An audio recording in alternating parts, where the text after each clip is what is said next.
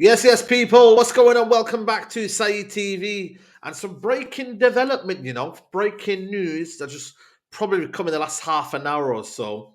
And that Manchester United are in active negotiations with PSG for Neymar. Listen, whether it's a sensational news and we shouldn't really read into it much, but that's the news we're hearing from L'Equipe, which is a reputable source in France. But the latest we're hearing, people, like I said to you, is that Manchester United are in active negotiations taking place between PSG and Manchester United. It's a developing news. Like I said to you, the severity of the source we don't know yet, but this is a situation that's going on right now. Casemiro is apparently pushing hard to convince uh, Neymar to join Manchester United. That's the latest we're hearing right now.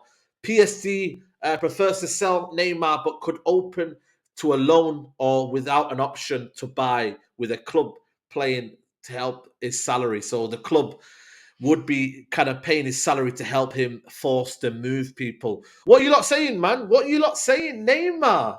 Interesting.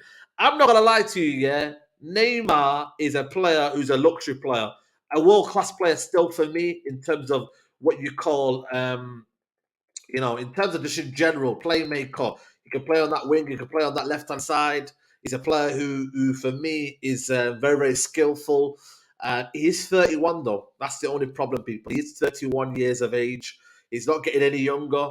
He doesn't play a lot of games. He averages, which is quite scary, 22 games in the league on out of 38. If I actually look at his actual, kind of game time he's had this season, this season has not been great, if I'm being honest with you. 20 appearances this season, 13 goals, 11 assists. That is the kind of situation he's had this season. He's been plagued with injuries. He's currently out for the rest of the season. But is it another situation of maybe us doing the wrong thing at the wrong time? Right player, wrong time. That's just the way I kind of look at it for me. I love Neymar. I absolutely love him, but can we afford to do another mistake? Can we afford to have another luxury player when there's no plan? We need to be building something. We need to be kind of looking towards the future and trying to catch Manchester City. He's a player that on a given season can win the league on his own. But do I believe that Manchester United should be going in for Neymar right now, where we're going right now? The Qataris might think to me, listen, shut up, Saeed. Who are you? What are you moaning about? We're bringing Neymar. They could do that, and I'd be all for it. I'm not saying categorically no for Neymar, but what I'm saying is it a wise decision when you're looking at where Man United are trying to build towards? I think United right now, you're looking at it with Anthony, you're looking at what Ten Hag's trying to do right now. It's a big ego in the dressing room. It's a player that wants to play every game. He's not going to become a bit part player. Where does he play? Does he play in the 10? Does he play on the left? Where do we fit him in the system? He's an unbelievable player. But I just think for me, we've been here before, man. Like we've seen this sort of signings before, and it's not worked out. Maybe I'm just got PTSD. Maybe it's just me. Maybe I'm a bit kind of pessimistic about it. But I look at it and I think we've been here before. Like it's another luxury player that where do you fit in? Is it going to be good for the dressing room in terms of the harmony? There's a lot of Brazilians right now. Fred, Neymar, if he comes in, Casemiro, Anthony. There's a lot of Brazilians in terms of him fitting in well with the so-called Brazilians. I think he'll do well in that sense. But would Ten Hag want him? That's a big question. If there is active negotiations going on already behind the scenes, that is huge. On what behalf is it though? Is it behalf of Jim Radcliffe or is it behalf of Qataris? You know, Man United obviously don't have to do the wages this season. If you look at what L'Equipe are saying right now, if I go on to the L'Equipe situation here, it says here, this will be one of the hot issues of the Paris Saint-Germain off-season. And since the person concerned is currently deprived of competition, the major maneuvers have already been able to begin. PSG would not oppose under certain conditions the departure of Neymar. So they're not opposing it, which doesn't tell you all you need to know because Neymar's still a quality player. Nobody can disrespect that. I'm not coming on here saying I'm slandering Neymar, but there is a situation where what is Ten Hag's identity? What is Ten Hag's plan? Is he going to bring these sort of players in? Are we going to see these sort of players coming through the door a lot? Is it a short-term project? You go and get him, you go and get what do you call it, Kane. Are you trying to win for now? If I know what the plan is, then bring Neymar. If your plan is to win the league in the next 2 or 3 years, bring Neymar. If your plan is to build a team and to build a structure and build the foundations ready for the next 4 or 5 years, then you don't bring Neymar, do you? So it just comes down to it. It boils down to what does Ten Hag want? What does this club want?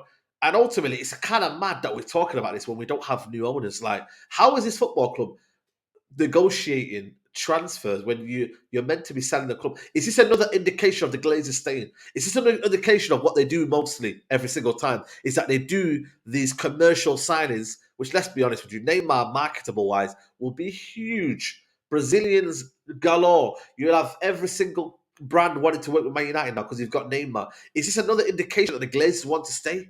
Is this another indication where they now will build a brand and they're working with Jim Ratcliffe? Because that's what they're probably doing now. 20% stake for Jim Ratcliffe. I know it's 20% stake for the Glazers. Jim Ratcliffe owns 50%. If that's the way it's going to work, then this is where, for me, it kind of goes towards.